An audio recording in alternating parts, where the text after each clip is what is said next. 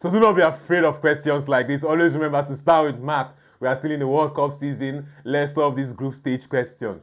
It says in a group of 4 teams where every team plays each other exactly once, what is the total number of matches played? So now let's solve it the wrong way first. Now you may think that we have 4 teams, right? Because we have 4 teams. One team is going to play how many matches? 3 matches.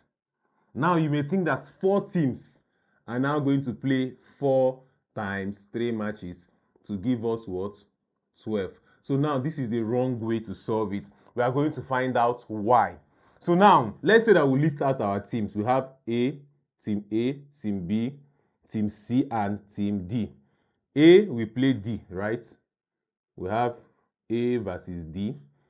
A, we play C. We have A versus what? C. A, we play B. We have A versus what? B. So now these are the 3 games that Team A we played. Now let's go to Team B. Team B is going to play against A. We already have it here. Team B we play against D. We have it here. Team D.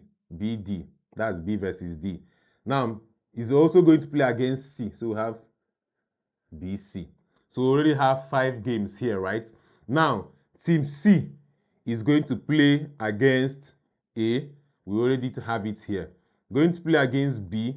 We have it here. Now, it's also going to play against D. So that's a new game. We have it C, D. So now, for Team D, when they play against A, we have it here. When they play against B, we have it here. When they play against C, we have it here. So now we don't have any new matches again because they are playing exactly once. Exactly once. So now let's count the number of matches. 1, 2, 3, 4, 5, 6. We have a total of 6 matches in a group. So now there's a formula called the handshake formula. You can also use it to solve this question. And how does that formula go? It says n bracket n minus 1 bracket closes all over 2.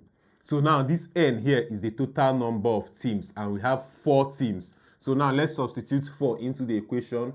We are going to have 4 brackets 4 minus 1 all over 2. So this is going to give us 4 times, this is going to be 4 minus 1 is 3 over 2.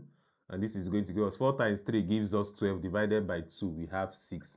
So we see that we still have a total number of 6 games. So I encourage you to keep practicing. Do not be afraid of questions like this. They are kind of tricky, but you can actually solve them. Always remember to start with math. World Cup forever, and I'll see you in another lesson.